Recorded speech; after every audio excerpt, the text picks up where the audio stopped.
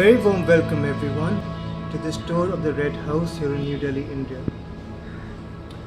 Um, Almost everything that you are about to see today, almost all of it, was begun by me in 2016.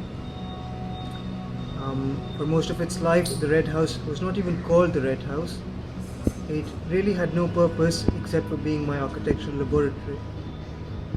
As a cultural center, we began just about a year ago.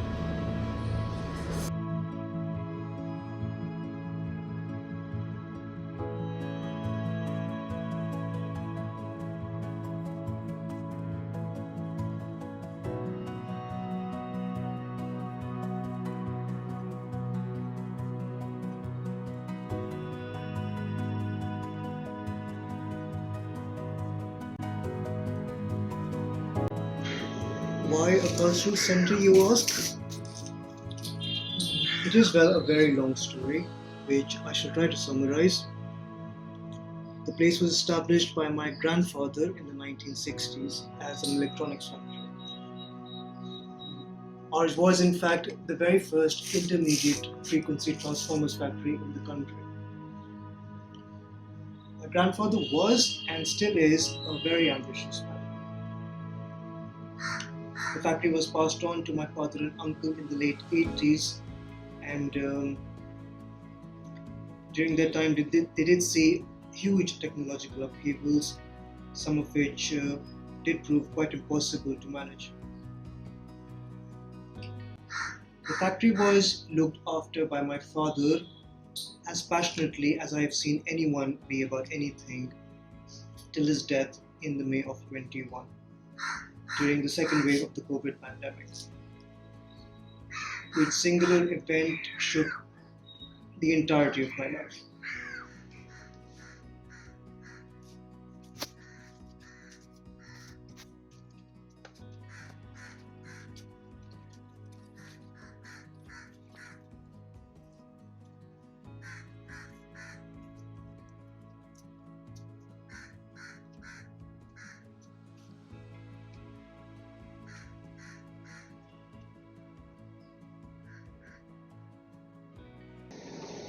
The courtyard was something I was dreaming about from the very beginning. People don't have courtyards anymore in Delhi. There seems to be a race always to claim every claimable space in the town and build upon it. The place was made like a sculpture, and really it shows. A living sculpture. An art piece that never stops being made, never stops being transformed, never stops making and transforming the people who are engaging with it every single week. I would also like to draw your attention upon the specific kind of events that we do here at Red House on a weekly basis. A lot of attention is paid to it.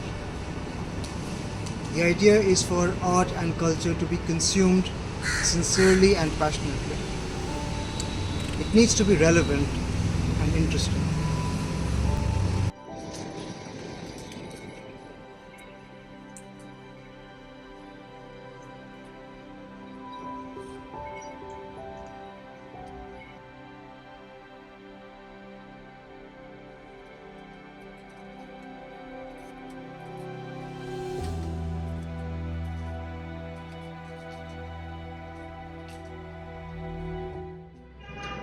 You will also see here the influence of John Ruskin.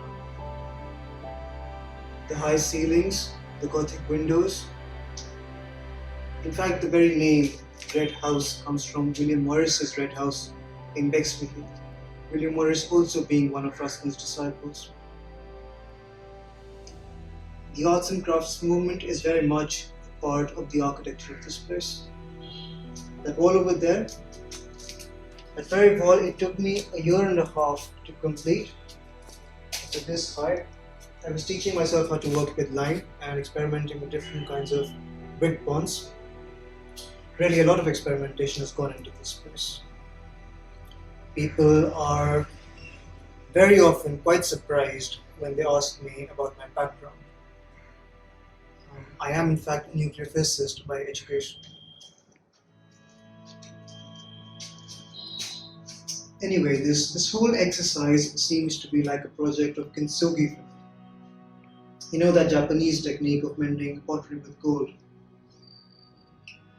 I remember Tennyson's lines, though much is taken, much abides, and though we are not now that strength which in old days moved earth and heaven, that which we are. This will not be what it was, but my hope is with the Red House that, and as difficult as it may seem to admit that, it may in fact be better, differently better. It really is incredible the sense of community anyone feels here. People are friendly within minutes on any of these events that we are holding. It really is very creative work, very stimulating work. Morris's edicts of usefulness and beauty, they guide us as they should be guiding any such endeavor. We are calling out. We are calling out, and people are responding. And for the most part, people are responding favorably.